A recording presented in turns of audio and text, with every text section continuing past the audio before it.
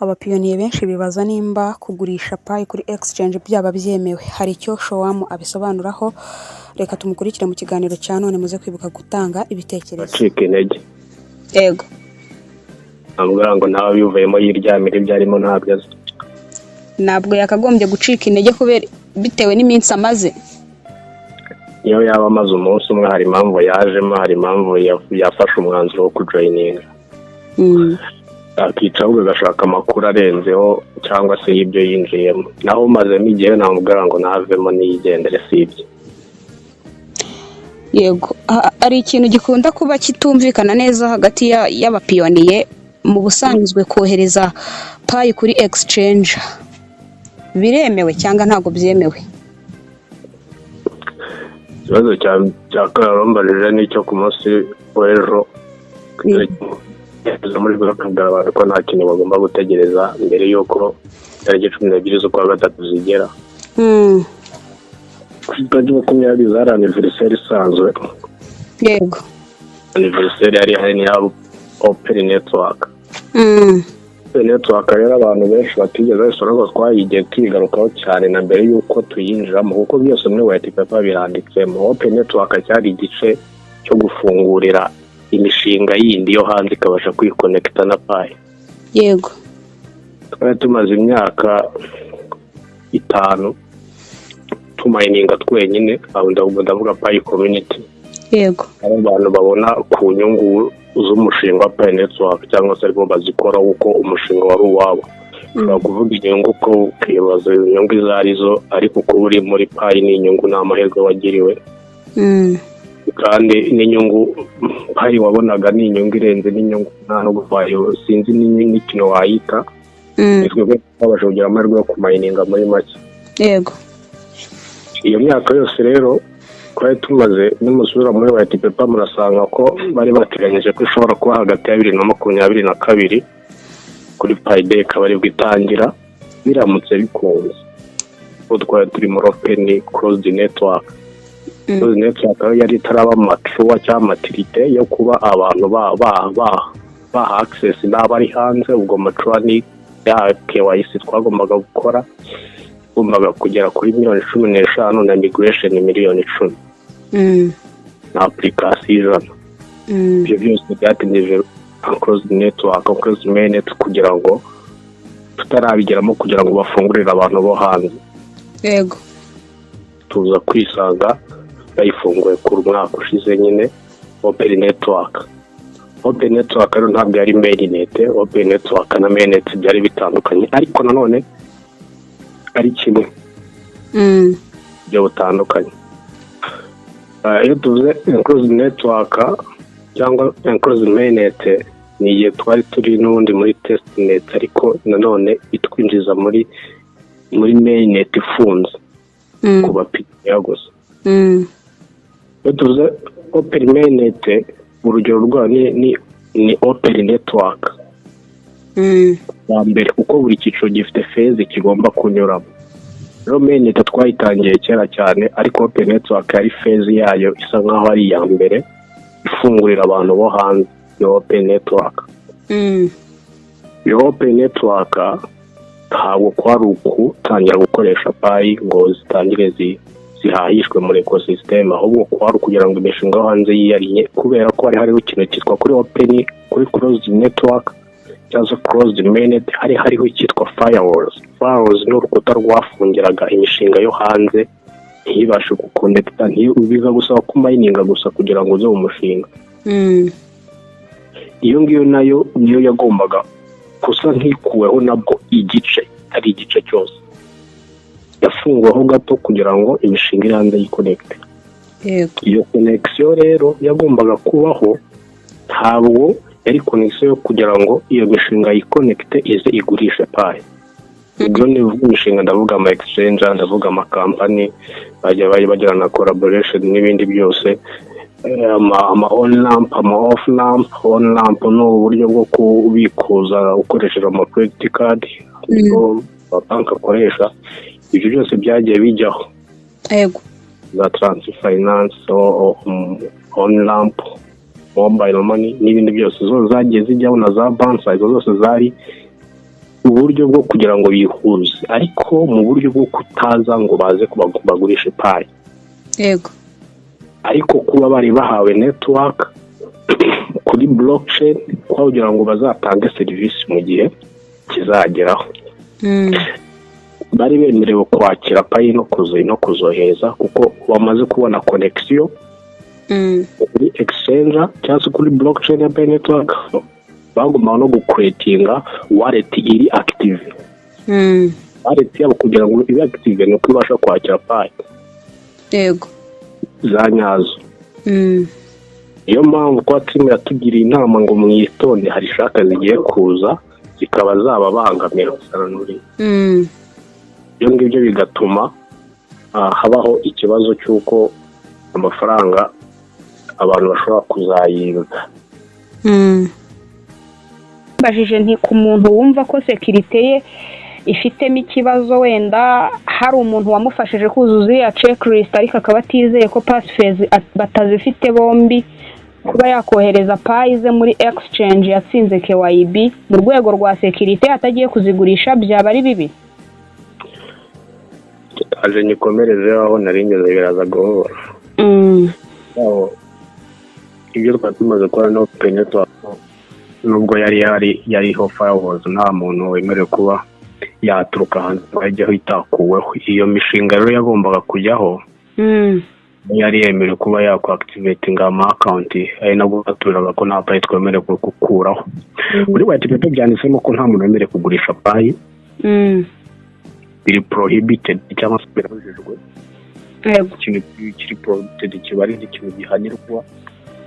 Umuntu yari yemerewe gukora peer to peer ariko ntabwo yemerewe kugurisha Pi kubwa ahazaza kubwo cyizere cyaza cyangwa se kubwo ku-exchanginga n'indi currency ya yose. Iyo ni muri paper byanditsemo. Icyo wemerewe gukora ni peer to peer gusa. Kuba ngewe naguhereza turi abapiyoniya tugahana Pi karangira. Nta kindi kirenzo ntandi masezerano tugiranye. Izo app zose zakoze iyo KYB zari zigiye kuba zakwakira ariko twe ntabwo twari twemerewe kuba twajya kuvunja Pi zacu. Ikintu twagomba gukora n'ubundi twagomba gukomeza kumayininga izo application zigakora akazi kabo ariko ba bantu batigeze babyumva zumvikana barazohereje. Nubwo bazohereje ariko ntabwo bivuze ngo bari babyemerewe kubera ko exchange ntabwo zemerewe gukorerwaho akazi ka Pi. Nayo mpamvu n'abagerageje kureka ko watimu yarabatsinze bareze ngo barayihongo yarabahombeje ngo bohereje ngo yarabafunguriye ngo bohereza Pi ngo nta gaciro yashyizeho. Muri white bahanitseho ko nta muntu ufite uburenganzira bwo gukoresha Pi. Pi ntabwo ari kugurisha ni ifaranga rigomba gukoreshwa muri service na product ntabwo ari ifaranga rigurishwa. Yego. Ibyo byose rero bigaragaza ko n'ubundi abo bantu bose bakoze amakosa kandi bagomba no kuzayirengera. Kuba waba ufite application yawe ufite Pi yawe ukavuga ngo ntiwizeye passphrase umutekano wawe wayo ugafata Pi ukayohereza ngo muri exchange yakoze KYB. Icyambere cyo ugomba no kumenya blockchain zose zibaho cyangwa se zabayeho nta nimwe Pi network umutekano. Yego. Mpamvu ya mbere Pi network ni web 3 kandi niyo ya mbere ya rimwe ya web 3. Tuve kuri Ripple no kuri Stellar kuko biragendana. Yego. Izo ni web 3. Imuzi tuvuga na web 3 aho igeze cyangwa se aho iri nta kama n'umwe urabasha kuyihakinga. Mpamvu ni iyi Pi network ifite node zingahe imunsi zigeze ku 400. Izo node z'ubwo ni Bitcoin ifite 19, Ethereum ifite 200. Izo node zonyine zituma nta muntu ushobora kubasha kuyinjira kuko node zihana amakuru. Kumena ku breaking up node imwe cyangwa se iyo tuze node ubwo ngubwo igendana na blocks. Buri node ifite cyitwa blocks zayo zihana zifite amakuru ya buri muntu ya ibyo bitse ariko buri blocks ibitse bimwe mu makuru atari yose. Kamera ugiye guhakinga blocks imwe iha amakuru indi blocks mpamvu bitwa blockchain. node rero uyu munsi tuvugana zigeze ku 400, izo ngizo ni node gusa. Yego.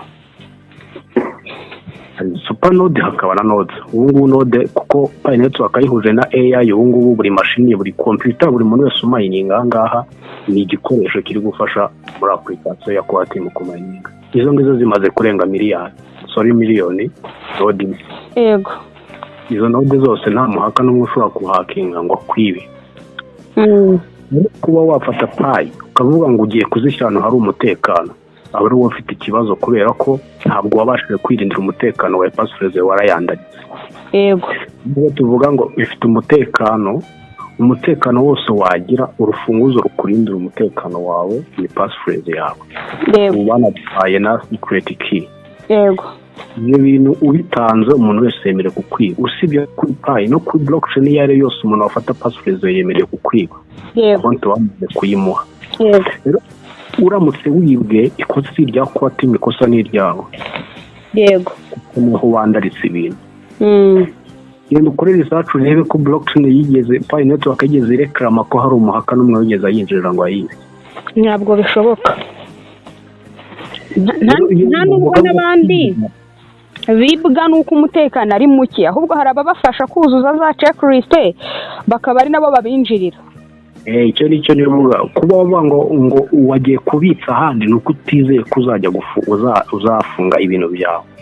Tugera ku kintu kimara gufata Pi ukazohereza kuri exchange ubuzitakaje agaciro. Kohereza kuri exchange ntabwo ari ikosa. Ikibi ni ukuzigurisha wallet kuri wallet ukakira amafaranga.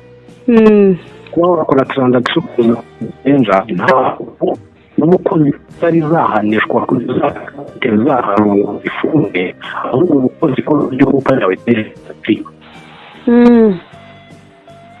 Agaciro kayo gatakajwe n'akayi. Pi network yubakiwe kuri Pi, formula ya Pi ingana na 12,14. Muri mate ibyo twiga iriya formule iri infinite. Ntabwo igira iherezo ntigira birangirira. Iyo ngiyo nk'ifatizo rya Quantum na Pi network na Pi coin nayo ubwayo iri infinite. Kuba iri infinite rero agaciro kose yemerewe kukageraho infinite. Bivuze niba ufite Pi yawe muri wallet yawe, tuyigereranya na gold.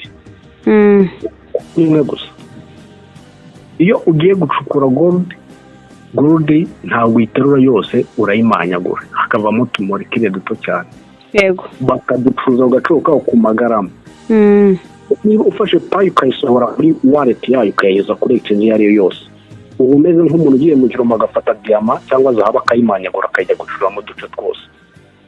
Rero iyo ufashe Pi ukayohereza hariya, menya ngo ntabwo iri bugende ifite wa mwimerere wayo, kubera ko iyo ntabwo hari bugende ya Pi yohereje, ahubwo iricamo ubuce burenga amagana n'amagana ujye kwidecentraliza muri exchange, kubera ko exchange idafite ubushobozi bwo kwakira cyangwa se itemerewe kwakira ikintu gifite agaciro kangana gatyo. Ahubwo iyo iricamo ibice nicyo zira API zimaze, internal na external API nicyo zimaze kuba zafata Pi zikayishyira ku kigero cya exchange wohereje zikagenda hariya. Ibona yagiye ari imwe, ariko iba yamaze kwicamo ubuce amagana n'amagana. Umuntu wese ugiye kuyigura agasanga agace kamwe waguze kangana 0.2 uyu munsi aho Pi iri.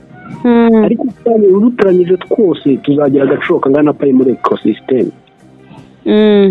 Bivuze ngo Pi umaze kuyinetraliza, umaze kuyicamo imbaraga ku buryo nta ikinga n'imwe ishobora kuyiha agaciro yari ifite ngo gasubirane. Rero niba utizeye umutekano wawe ukavuga uti ahantu hafite umutekano ni kuri exchange ukayohereza, imenya ko Pi wohereje atari uzagarura.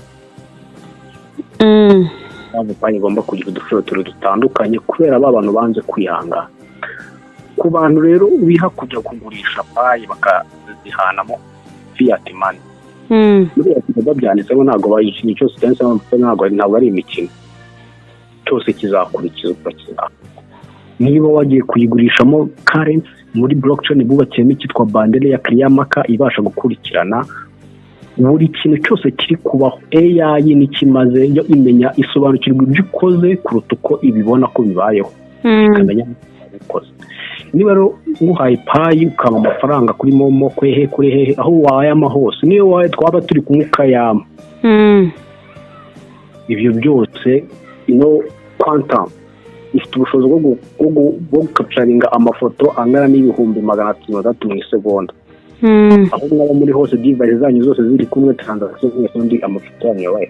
Icyo wakora cyose exchange yose uzakwiyatuma uzakira igihe kitaragera uri kuvunja payi ko payi sigurishwa ahubwo igura serivisi ibyo ngibyo ni ibintu uzahanirwa. Usibye